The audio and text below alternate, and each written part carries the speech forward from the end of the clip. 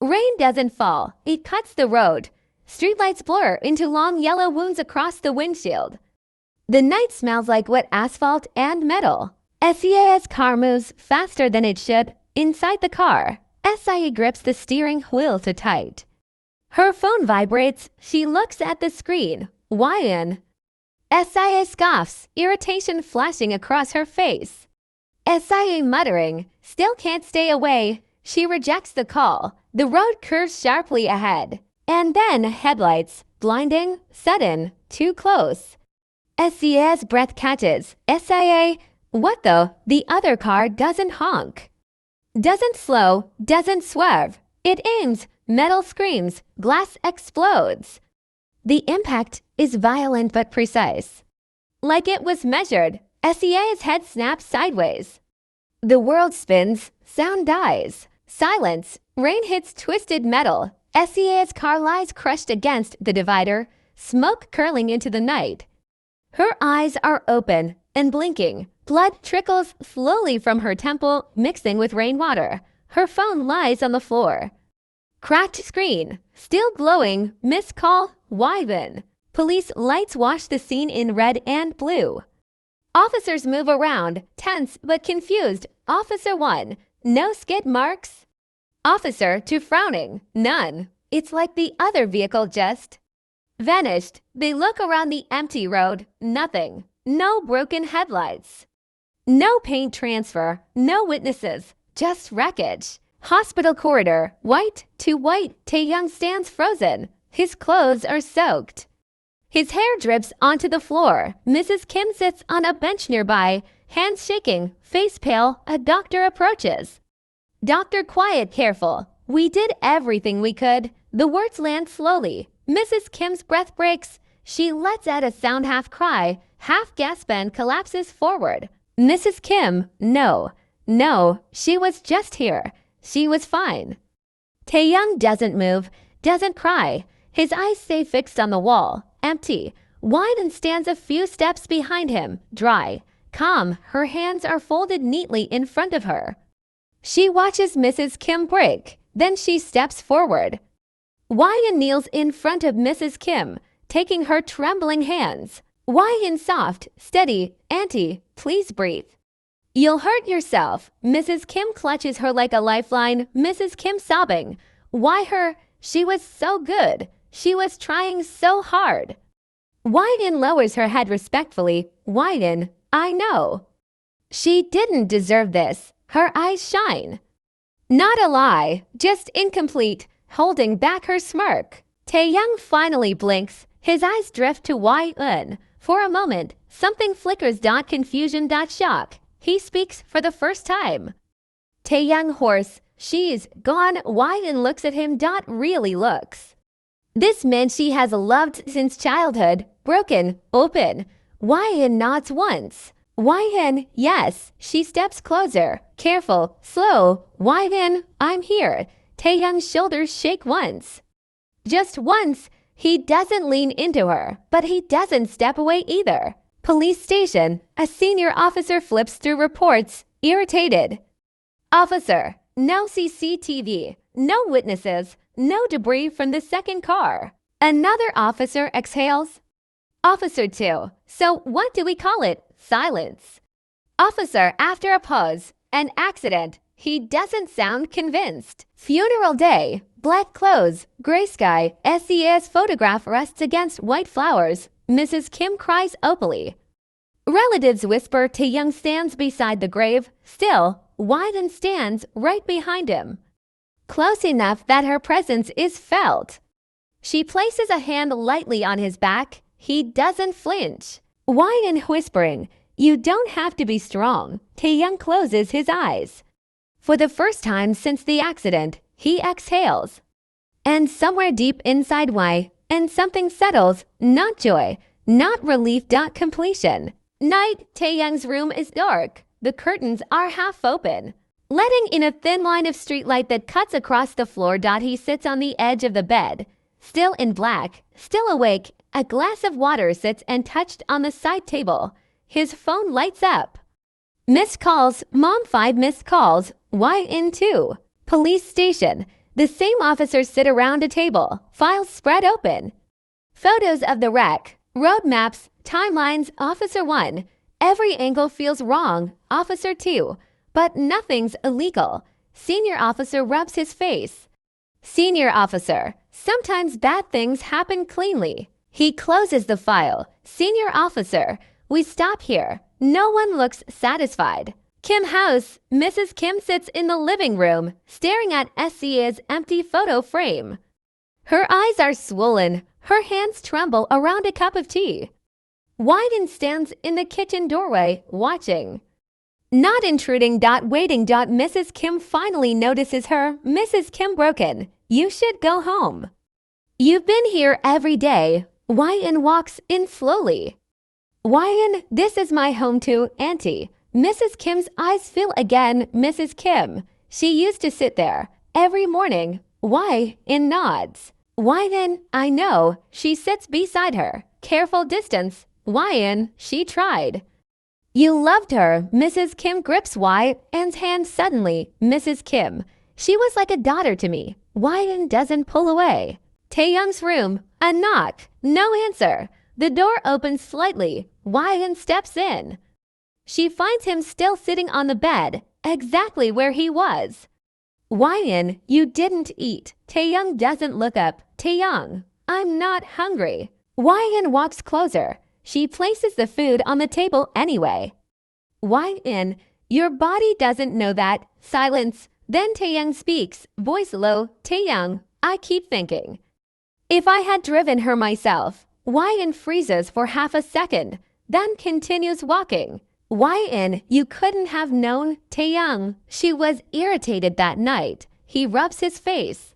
Taehyung, I didn't stop her. Wyden sits beside him, close, not touching. Wyden, you didn't kill her. The words are firm, certain. Taehyung finally looks at her. His eyes are tired, confused. Taehyung, then why does it feel like I did? Wyden meets his gaze, in blinking. Wyden, because you're human. She lets the silence stretch. Wyden, and humans blame themselves when they survive. Something in him loosens, just a little. Taehyung stands on the balcony. The city lights flicker below. Wyden joins him, cold air between them.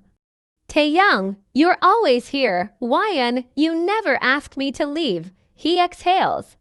Taehyung, everyone else looks at me like I lost something precious. He turns to her. Taehyung, but with you, I don't feel like I'm pretending. Wyden's lips curve slightly, not a smile, but something else.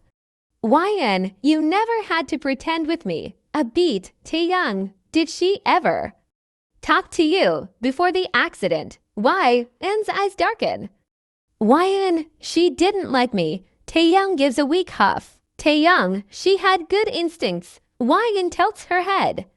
Wyden, or she was scared. Taehyung frowns. Taehyung, of what? Wyden looks back at the city. Wyden, of losing. Mrs. Kim watching them from the doorway. Her son standing closer to Wyden than he has to anyone since the funeral. Her expression softens, Mrs. Kim whispering to herself. At least he's not alone. Wyden feels the gaze. She doesn't turn out, she already knows. Late night, Taehyung asleep on the couch. Wyden pulls a blanket over him.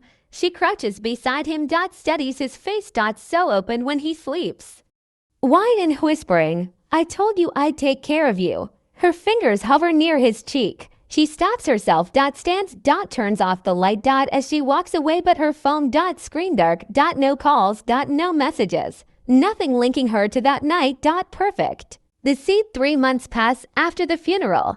The house no longer feels loud with grief.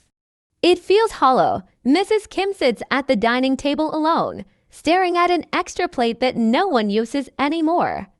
Her eyes move to the doorway when she hears footsteps.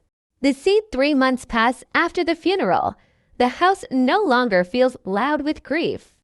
It feels hollow. Mrs. Kim sits at the dining table alone, staring at an extra plate that no one uses anymore. Her eyes move to the doorway when she hears footsteps. It's Wyden. Wyden enters quietly, already familiar with the silence. She sets a cup of tea in front of Mrs. Kim without asking. Mrs. Kim tired. You remember how she liked it. Why come? You told me. Mrs. Kim wraps her fingers around the cup, warmth seeping into her skin. She studies why. Anne's face so composed, so steady.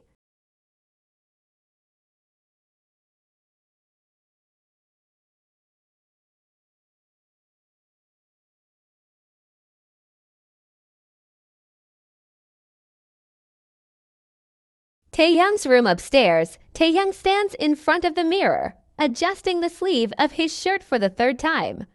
He looks quieter. The room has no SIA, no belongings, nothing. A knock sounds. He already knows who it is. The door opens. Wyan leans against the frame, arms crossed loosely. Wyan, you're avoiding breakfast again.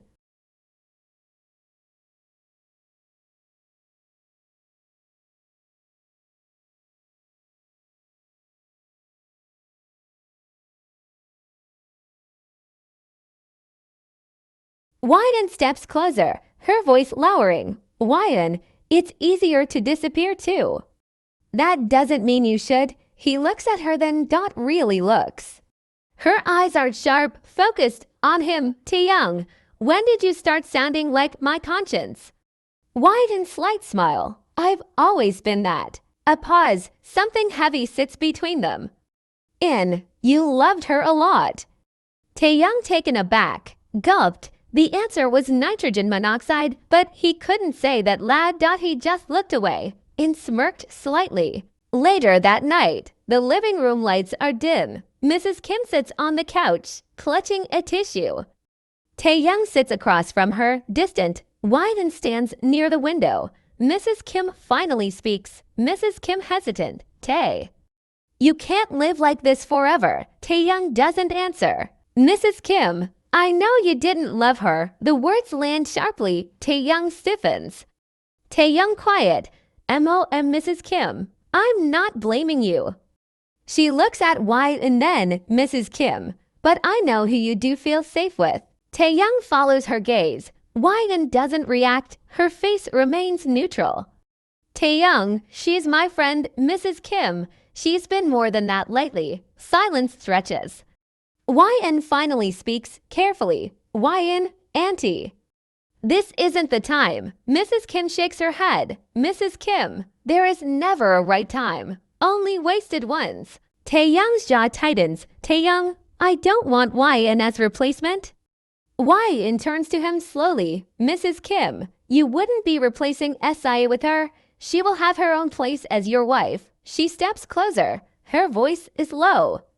Taehyung's breath falters. Taehyung, what are you saying, my wife?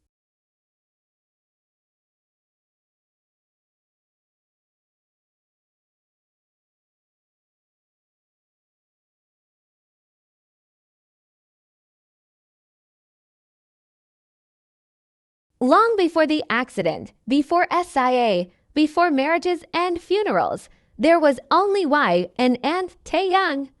They grew up in the same house more than their own. Mrs. Kim liked to say Wyan was her second child. Wyan learned Taehyung's habits before he did. How he hated loud rooms, how he went quiet when he was overwhelmed, how he trusted easily. Too easily, she was always there. School corridors, family dinners, late night talks. If Taehyung turned around, Wyan was already standing behind him. It felt natural. It felt permanent. Wyan's possessiveness didn't look dangerous back then. It looked like care. She chose his seat for him, answered questions on his behalf, corrected people when they misunderstood him. When other kids got too close, she didn't fight them. She simply made them uncomfortable enough to leave. Taehyung never noticed. He just felt safe. There were moments, small, forgettable ones where Wyan's smile lingered too long when Taehyung laughed with someone else. Moments where her voice sharpened when people teased him about liking girls. But she never confessed, never crossed that line. Because she believed something worse than rejection, losing him completely. Then SIA entered their lives. She didn't arrive quietly. She arrived confident, polished, and intentional. She noticed why and immediately and didn't like her. SIE challenged her space, her closeness, her unspoken claim over Taehyung. Their interactions were never loud, never dramatic. Just sharp smiles, calculated words, and eyes that warned more than they spoke. SIE tried to pull Taehyung away, slowly inviting him out alone, inserting herself into family spaces, laughing a little too hard at Mrs. Kim's jokes. Hwayun saw everything. She hated SIE not because SIE was cunning but because she was effective. Mrs. Kim adored SIE. She loved her manners, her family background, the way she fit into the life Mrs. Kim imagined for her son. When the idea of marriage was brought up, it didn't feel sudden to anyone except Hwai, and Taehyung hesitated, but only briefly. He didn't love SIE, but he didn't hate the idea either. And he never once thought Hwayun would mind. He assumed wrongly that Hwai and only saw him as a friend. Hwayun smiled at the engagement announcement. She congratulated them. She stood beside SIE in photos. And that was when she stopped being patient. Because childhood promises end, but ownership doesn't. The marriage and the disturbance, the wedding happened quickly, like something decided long before anyone asked if it should. SIE stepped into the Kim family effortlessly, wearing grace-like armor.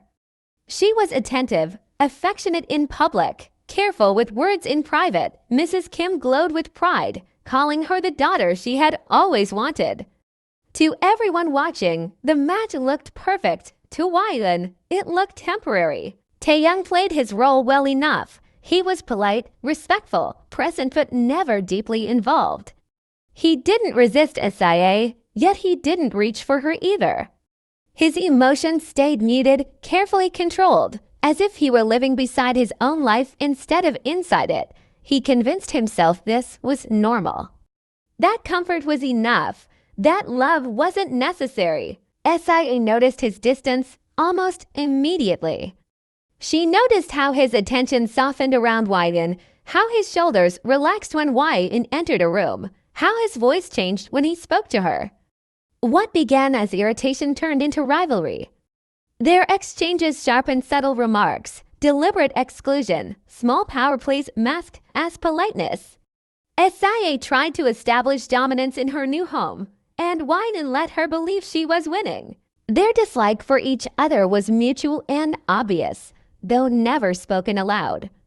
SIE pushed, tested boundaries, attempted to claim Taehyung through intimacy, through presence, through the family's approval. Hwayun responded by pulling back just enough to make Taehyung feel her absence. She didn't interfere. She didn't argue. She simply stopped filling the spaces she once occupied and watched him feel the loss. Mrs. Kim, blinded by her affection for SIE, dismissed the tension as adjustment issues. She encouraged SIE, she defended her, she unknowingly placed her directly in Hwayun's line of fire. Hwayun never challenged Mrs. Kim's decisions. She only observed, learned routines, memorized schedules, and adjusted herself around the new structure of the household. As the weeks passed, the marriage failed quietly. No shouting, no betrayal, just distance. Taehyung stayed longer at work, slept earlier, spoke less. SIE grew frustrated, restless, sharper in her words. She blamed Hwayun openly, accusing her of influence, of interference, of being unable to let go. Hwayun didn't deny it, she didn't confirm it either. She simply smiled, calm and unreadable, as if SIE were already something from the past. 2 to 3 months after the wedding, the house felt unstable. Not broken but tense, like something waiting to fall. Taehyung felt trapped in a life he hadn't chosen properly. SIE felt threatened in a role she couldn't secure. And Hwayun had already made peace with what needed to be done.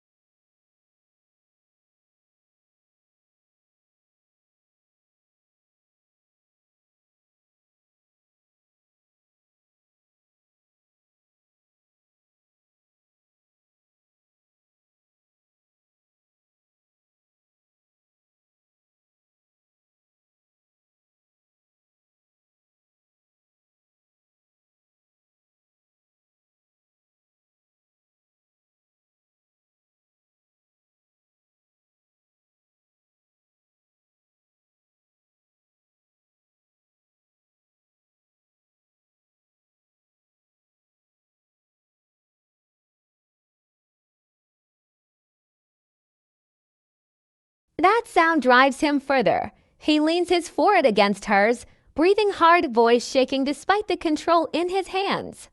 He tells her she has no idea how long he's waited, how many nights he's spent thinking about her and hating himself for it.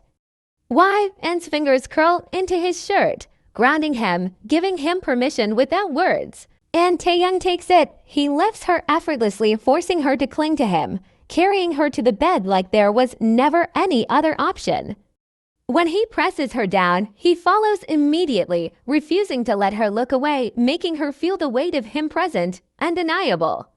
His dominance isn't cruel, it's desperate, protective, possessive, like he's afraid if he loosens his hold, she might disappear. Later, when they're tangled together in the dark, his arm locked around her waist, Taehyung doesn't sleep. He keeps her pressed against him, chin resting on her shoulder, breathing her in like proof that she's real, that she's his.